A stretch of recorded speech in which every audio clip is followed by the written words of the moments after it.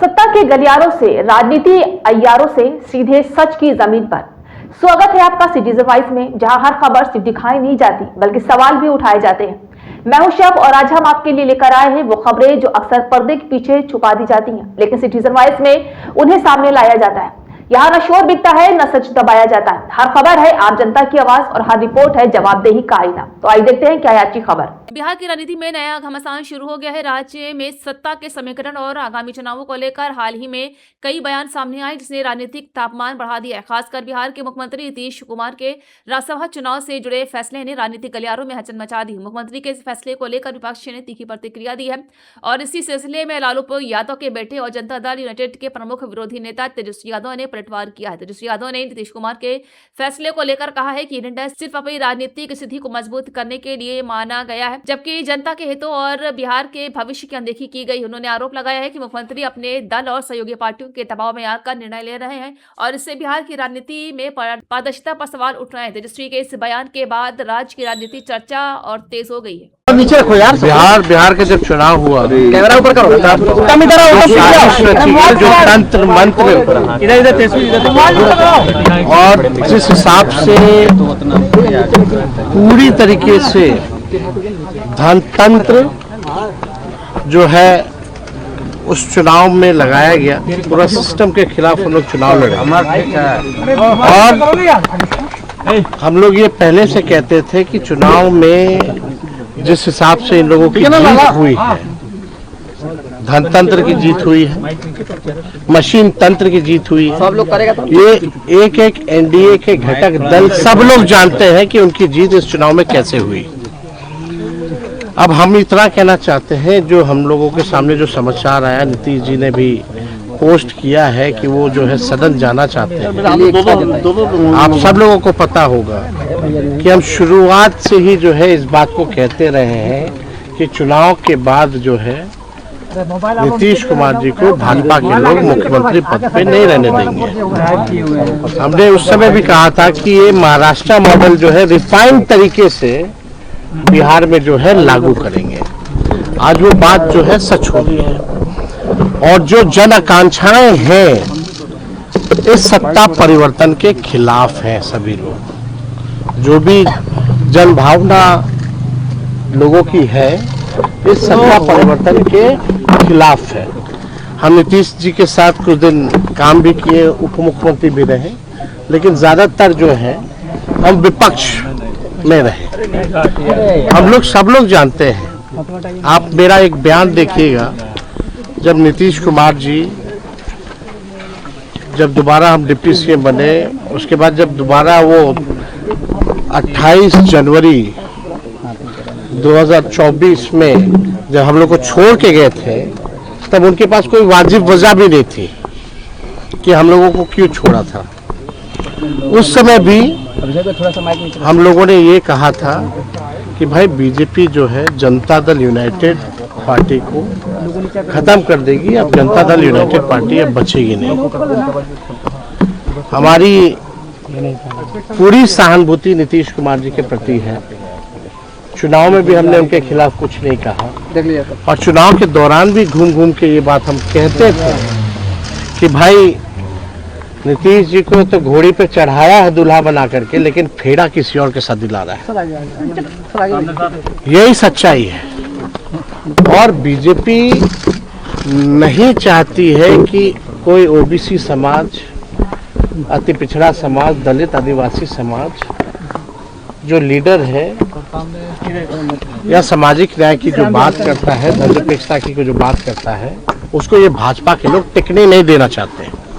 हम जानते हैं उड़ीसा में, मध्य प्रदेश में, हर जगह जो है ये ऐसे सीएम चुनते हैं भाजपा, भले ही ओबीसी समाज के हो, लेकिन रबर स्टैंप वाला जो सीएम जो है भाजपा जो है चुनती है।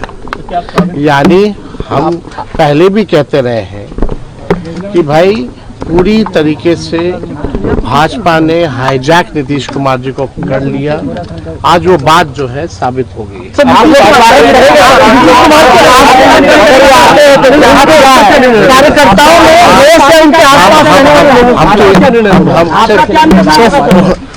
हम तो पहले भी कहें कि जो जन भावना है इस सत्ता परिवर्तन के खिलाफ है, और ये सबको पता था कि भाजपा ये करेगी।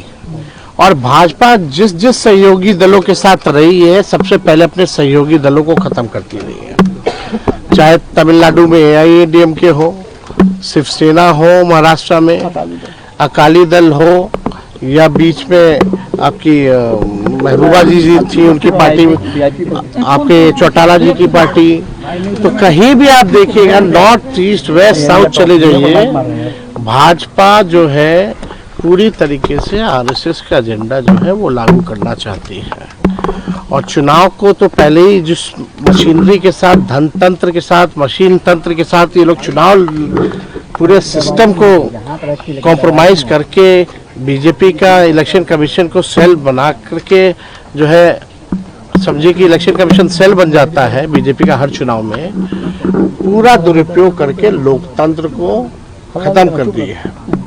अब ये बिहार की जनता जो है सब देख रही है, लेकिन नीतीश कुमार जी अब राज्यसभा जा रहे हैं, तो हमारी तो पूरी सहानुभूति है कि उनके साथ जो हो रहा है, और जो हो रहा था वो हम जान रहे थे। आप तो हमेशा कहते थे अगर हम लोग वहाँ रहते तो शायद नीतीश जी को ये दिन ना देखना पड़ता। JDU तो हम तो पूरी तरीके से उनके भविष्य को लेकर के हम पूरा जो है प्रार्थना करेंगे, भाई सेहतमंद रहे, दुरुस्त रहे, और जो 20 साल उन्होंने बिहार राज्य की जो भी सेवा की है उसके लिए भी हम नीतीश कुमार जी को धन्यवाद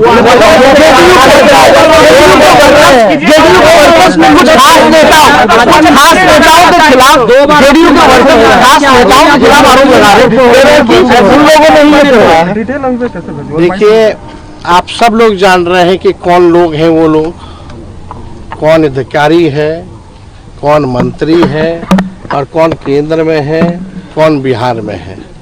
हम तो शुरू से यही बात तय कहते थे, भाई हाईजैक हो रखे हैं, और ये तो बात साबित हो गया। अब तो आप समझ जाइए कि भाई जो भी भाजपा का CM बनेगा वो रबर स्टैंप होगा, रबर स्टैंप। लेकिन ये जनता के साथ धोखा है। आपने नारा दिया था 2025 से 30, फिर से नीतीश, लेकिन भाजपा देखिए इतना प्रेशर बना रखी है, इतना मानसिक रूप पे टॉर्चर कर रही है नीतीश कुमार जी को, कि जो है उनको खुद से जो है इस्तीफा दिलाने पे आप लोग अब आप लोग भोले लोग तो है नहीं, अंदरूनी मामला है, निशांत आए नहीं जाए, आप स्वागत करेंगे। हम तो पहले भी बोले थे कि भाई निशांत को जो है राजनीति में आना चाहिए, लेकिन आप देखिए जो स्थिति जो बनी हुई है, सम्राट चौधरी की चर्चा कि क्या भाजपा जो है उनके पिता नीतीश जी के साथ जो किया है।